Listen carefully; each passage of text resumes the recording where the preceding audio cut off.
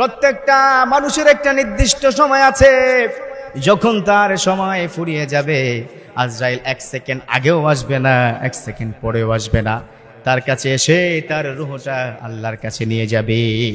1 second আগেও হবে না। whenever the time is up he has to back to Lord, তাকে আল্লাহর কাছে চলে যেতে হবে। এজন্য আমি প্রায় বলি the most certain matter in our life, that is death। সবচাইতে সুনিশ্চিত বিষয় হচ্ছে মৃত্যুবরণ করা। The most uncertain matter in our life, that is the time of death। সবথেকে অনিশ্চিত বিষয় হচ্ছে কখন মারা যাব আমরা জানি না।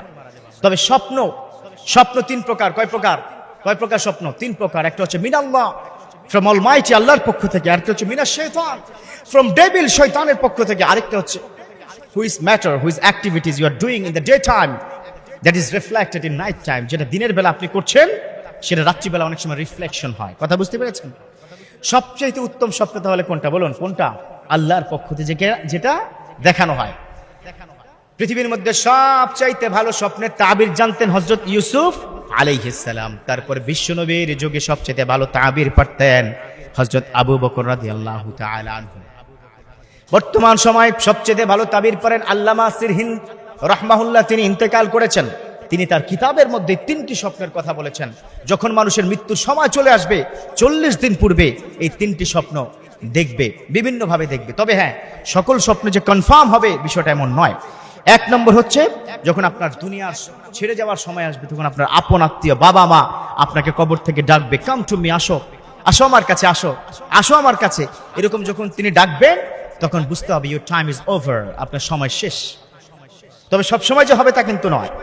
এজন্য be ready for the death, আপনাকে মৃত্যুর জন্য প্রস্তুতি নিতে হবে। আবার বিশ্বনবী বলেছেন মৌতু আন কাবলা তামুত, ও আমার উম্মত তোমরা মৃত্যুর আগে মরো, ডাই বিফোর দ্য ডেথ, মরার আগে মরো। কেন? কারণ হচ্ছে মরার আগে প্রস্তুতি নাও। তোমার প্রস্তুতি কি আছে? Are you ready to go to গ্যাভিয়ার? তুমি কি সেই কবরে যাওয়ার জন্য প্রস্তুত আছো? আল্লাহ তোমাকে কি মাফ করেছে কিনা তার কোনো গ্যারান্টি আছে? গ্যারান্টি নেই। অতএব আল্লাহর কাছে ক্ষমা চাইতে হবে। সেজন্যই বলেছে মুতু আন কাবলা তামুত, তোমরা মরার আগে মরো। 2 নম্বর স্বপ্ন, যদি আপনি দেখেন এক দেশ থেকে ফ্লাই করে অন্য দেশে আপনি যাচ্ছেন, অথবা জাহাজে করে আপনি যাচ্ছেন, এরকম স্বপ্ন যখন দেখবেন তখন বুঝবেন যে আপনার সময় খুব বেশি দিন নাই। তবে এটার ভিন্ন কিন্তু হতে পারে। একটু রেডি হওয়া দরকার। আসলে কখন যে কার মৃত্যু চলে আসবে আমরা কিন্তু জানি না। 1 সেকেন্ড আগেও হবে না, পরেও হবে না।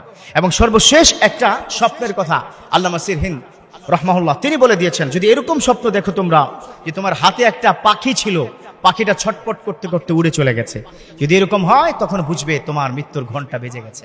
তবে একটা কথা আমি আবারও বলছি, সকল স্বপ্ন কনফার্ম যে হবেই হবে, মৃত্যুর জন্য যে আল্লাহ দেখাবেন এই বিষয়টা এরকম নয়। তারপর আমাদের প্রস্তুত থাকতে হবে। কখন মৃত্যু আসে আমরা জানি না।